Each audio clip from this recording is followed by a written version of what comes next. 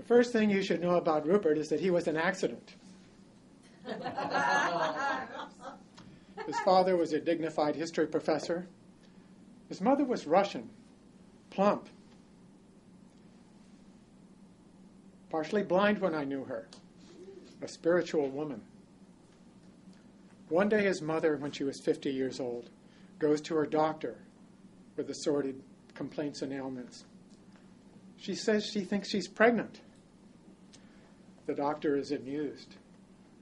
No doubt, this is the fancy of a woman with the onset of menopause. But as you probably guessed, a few years later, make that a few months later, yes, Rupert makes his appearance. Rupert makes his appearance in this world. My first recollection of Rupert, I'm about 7 years old. My mother is driving Rupert and I out to Concord, about 20 miles away. We're going to see his older brother, who by now is a senior in school, play in a football game. Concord's about 20 miles away. I'm thinking, this might be nice. I don't have many friends at this time. I'm thinking maybe Rupert's going to be my friend.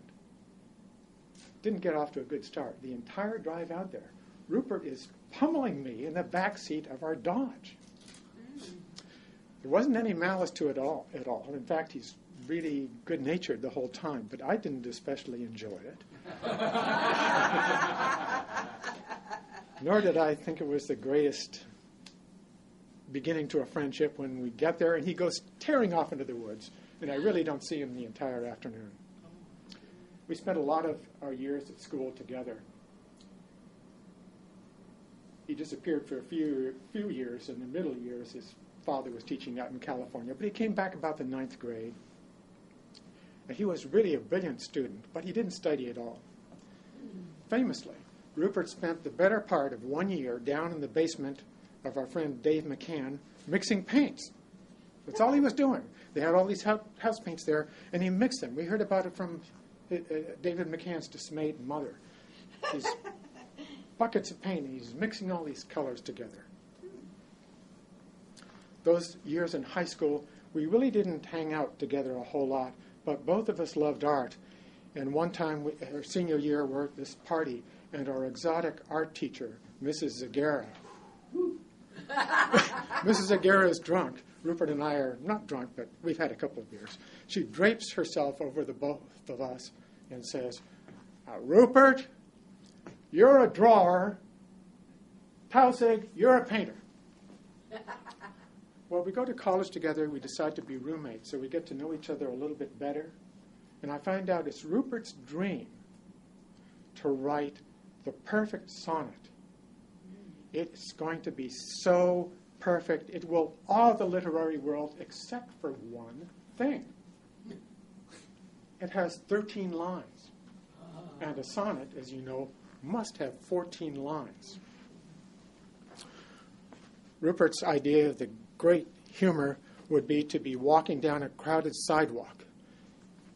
Be walking along and you turn around and look at the people behind him with the most lugubrious expression that you ever saw. Sort of like that. I can't really imitate it, but you'd be walking behind him and just sort of, whoa, what is this?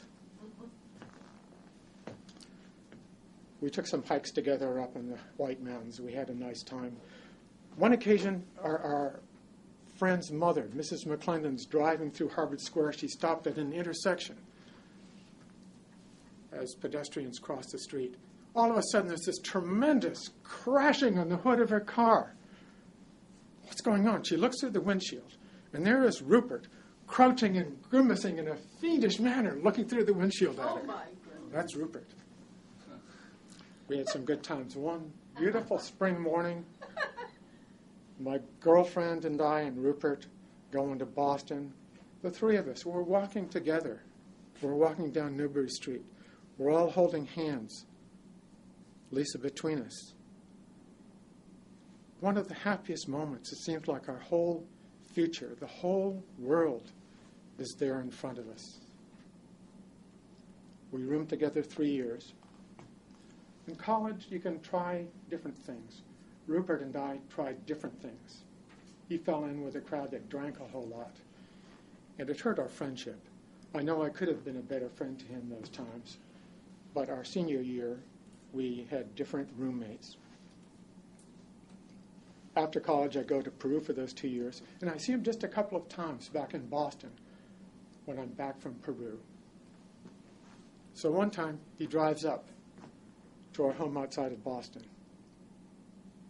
I have this old Volvo with a big dent in the front bumper. Rupert volunteers he can fix this. So he gets this rope. There's this nice grassy yard with a big elm tree there. He takes this rope and he ties one end around the elm tree and the other end around the bumper where the dent is. Gets in the Volvo, slowly backing it up, totally under control Rupert is, easing up gradually in the clutch, backing it up until the rope snaps and the Volvo lurches back, crashes into and demolishes an armchair behind it. Judy, my wife-to-be, standing there. She and I are in stitches. Her dad's sitting there in the porch. You can see her. Oh, no. And Rupert, good-naturedly, well, you know, the rope, a stronger rope, this would have worked fine. He's chuckling. And I look at Rupert, and the old Rupert seems to be back.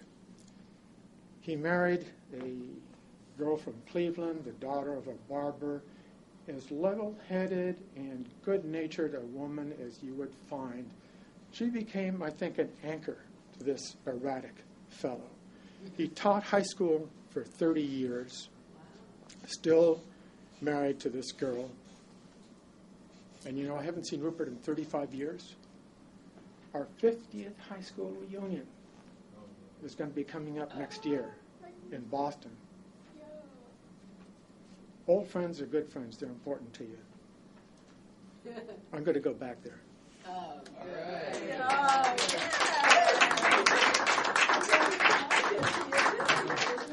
John Taussig. That was great. What a colorful guy. Take them